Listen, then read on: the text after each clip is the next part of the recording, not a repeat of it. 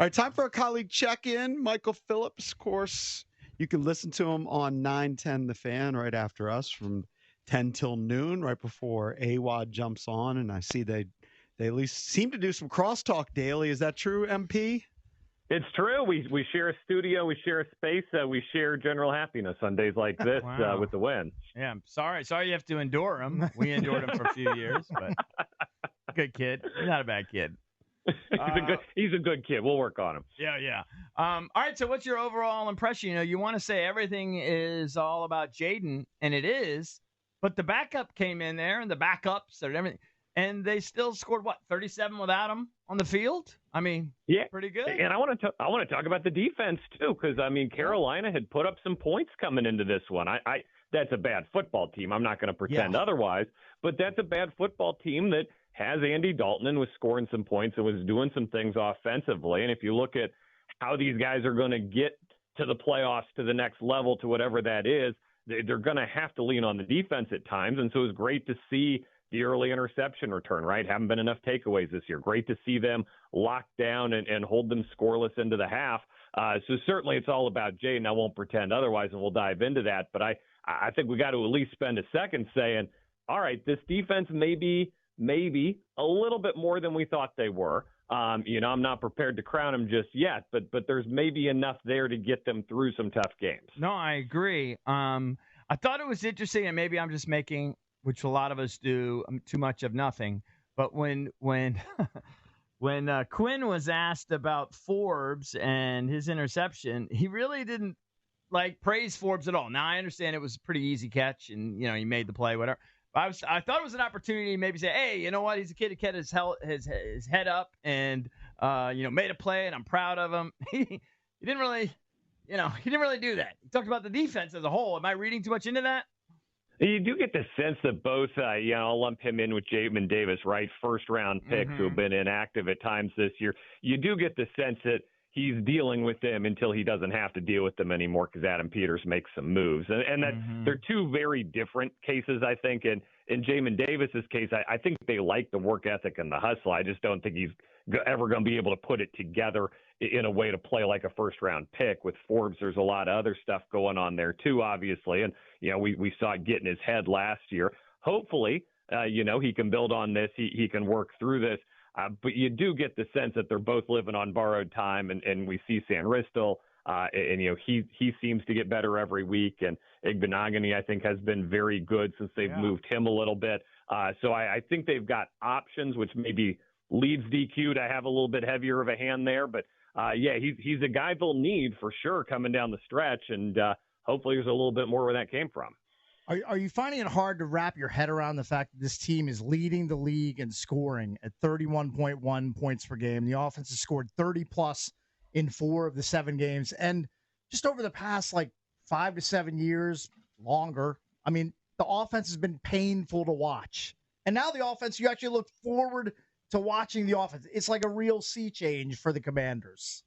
I can't wrap my head around any of it. 3 wins by 21 points this year. Are you kidding? Even in the Robert days, it wasn't that good. In the NFL, where these games are tough every single week, and it's incredible to me. And you got the Bears coming in for another fun game, and these guys are now must-watch TV, not locally, but nationally. It's a fun offense to watch. Everything they're doing is coming up great. Certainly, I'm not going to pretend like Mariota's in the same league as guys who should be NFL starters, but you look at what Kingsbury does, I think he deserves a lot of credit. Some great schemes, some tough running that sets up some stuff. I think they're vulnerable without Jayden and his ability to run, right? I think that's the big thing. You saw Mariota, it was a lot of passing. It wasn't a lot of on the move. I think that Chicago's move is going to be to blitz him and blitz him hard if he ends up being the guy who plays on Sunday. So I'm not sure how that's going to work out, but this offense is just super fun to watch, and we haven't said that in so long. I think we got to appreciate what we got here, which is something that's very, very unique league-wide, and we're finally innovating instead of following along.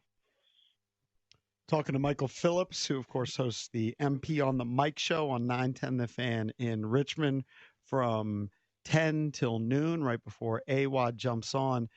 You mentioned crediting the defense. we've been spending a little time crediting the offensive line. I mean, it seems night and day from last year.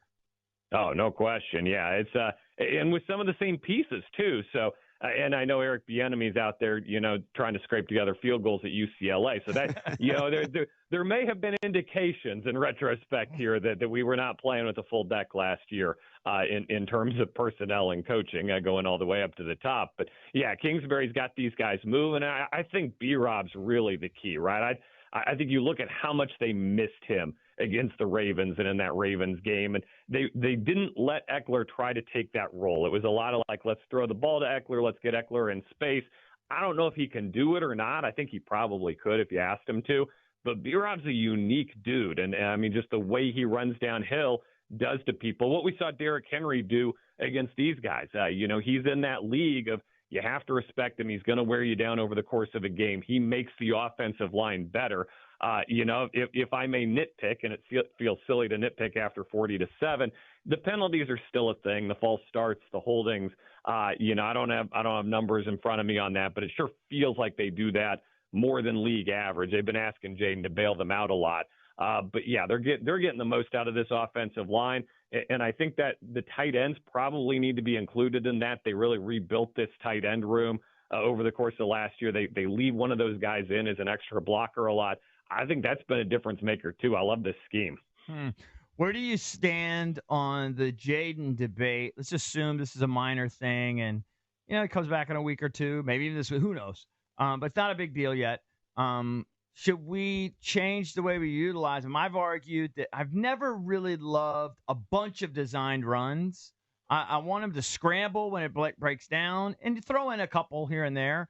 But I don't know that I would major in designed runs. And maybe that's one area where you could kind of limit some of that. Others just say, he's played in the SEC. He's always stayed healthy. He's a tough kid. He's a little spindly, but that's the nature of football, and everybody gets hurt. I think broadly speaking, you want to pick your shots, right? Sometimes they'll do it on 2nd and 10, and it's like, hey, we didn't need to do this on 2nd and 10, right? But then he takes off running on 4th and 3, and he gets it, 30-yard run against Cleveland. You say, that's the moment. The moment is 4th and 3, game on the line. Let's go. Let's use what this kid has. I don't love doing it as much, early in the set, right? 1st and 10's for B-Rob, not for Jayden. Let him take that punishment. I remain confused by the play where he was injured, because it sure looks to me, and I know we've all watched it a million times now, sure looks to me like he's free, and he's choosing to protect himself by getting himself down, and somehow gets himself injured in the process of doing that. I think he hurt himself on the first run. Yeah, when he got landed on. The long one. Yeah, the long one. Yeah, when he got landed on. Because he like kind of turtles himself and like decides he's going to end the play there, and then the defense comes and piles up on top of him. I don't know if maybe a slide would have been a better approach there. We've seen him kind of do the awkward, like, I'm going to stop running now and just fold myself into a ball and go to the ground. That's Cliff's job to figure out how to teach him how to do that. The running is such a part of what makes this offense work. You can't remove it entirely. For sure. But at the same time, you got to pick your spots. You got to be cautious with it, because you look at, Lamar was so good last year, and Lamar can take more of a beating. You look at Lamar was so good last year, and then he just didn't have any gas left in the tank in that AFC title game. You got to protect this guy over a long season. How good? Yep. I'm sorry, Jason. I'm sorry. How good can they be this year? It's a playoff team. I think this is a playoff team. This is a fun one against the Bears. The Bears' offense is rolling. I would expect this to be a high-scoring game. And certainly if they don't have Jayden, I think you have to consider them the underdogs without him at this point. Nothing against Mariota. I think he had a very nice game once he settled in yesterday. But without Jayden, I think you'd consider them the underdogs. That said, you're at 5. You just got to get to 9 probably to make the playoffs. I'm looking at the schedule. I think they match up really well against the Cowboys. I think they beat the Titans. You think you'd figure they probably beat the Saints, right? So I think the path is there to be a playoff team. This isn't a Super Bowl team. This isn't, we saw that against Baltimore, right? It's a team that can hang with the best, maybe not rise to that level consistently. But I think it's totally fair to say this is a playoff caliber football I would team. say they got to get to 10 to be a playoff team. Yeah, and I think they could. I think it sets up well for them to do that. I think the Eagles maybe are going to put it together here against a soft schedule, which is unfortunate. That whole meltdown was a ton of fun to watch. Unfortunately, their schedule is easy now for the next few weeks.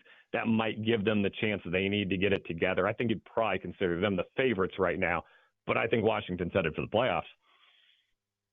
I think we all believe that at this point. It would be a collapse if they don't. Oh, it'd be a big collapse. When you start off 5-2, it'd be the Zorn year again. Yeah. If Jayden is big time hurt and they don't make the playoffs, it becomes more excusable. Right. I think we're all hopeful. Obviously, what you said, a week at most, a couple weeks, he's back in, and I do think the expectation remains playoffs there. Hey, Michael, wasn't it nice that they actually honored a franchise legend in Darryl Green at halftime, and there wasn't any weirdness? There wasn't like a weird coat hanger display of Sean Taylor or weird pictures with the owner. It actually went off pretty seamlessly.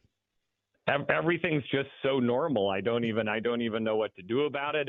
There's more home team fans there, which is so nice because that was always one of my least favorite things. Was it felt like a stadium that existed so that people who live in D.C. from everywhere else can go see their teams and cheer them on Sundays.